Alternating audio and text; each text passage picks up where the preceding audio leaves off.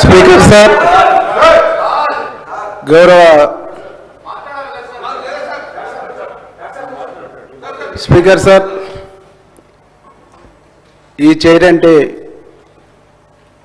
సభకు గౌరవం అధ్యక్ష. గౌరవ సభ్యులు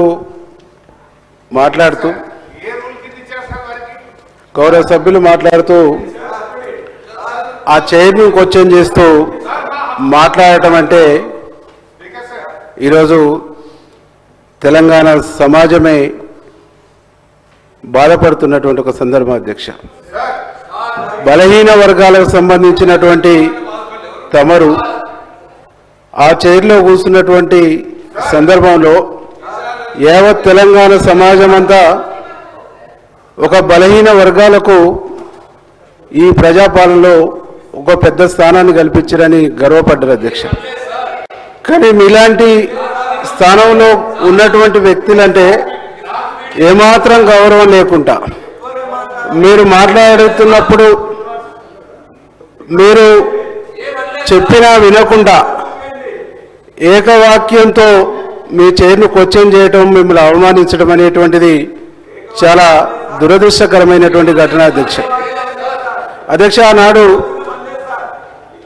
డిప్యూటీ స్పీకర్గా ఉన్న మా బట్టి విక్రమార్కన్న ప్రతిపక్ష లీడర్గా ఉన్నప్పుడు కూడా తన ప్రతిపక్ష హోదాను తీయడం కోసం ఇట్లనే చేశారు అధ్యక్ష. మొత్తం తెలంగాణ సమాజం మొత్తం ఈరోజు ఒక దళిత స్పీకర్కు జరిగినటువంటి అవమానంగా ఈరోజు సమాజం భావిస్తుంది. కాబట్టి మీ పట్ల, చైర్ పట్ల గౌరవం లేకుండా మాట్లాడినటువంటి వ్యక్తులపైన చర్య తీసుకోవాలని చెప్పేసి మేము రిక్వెస్ట్ చేస్తున్నాం అధ్యక్ష.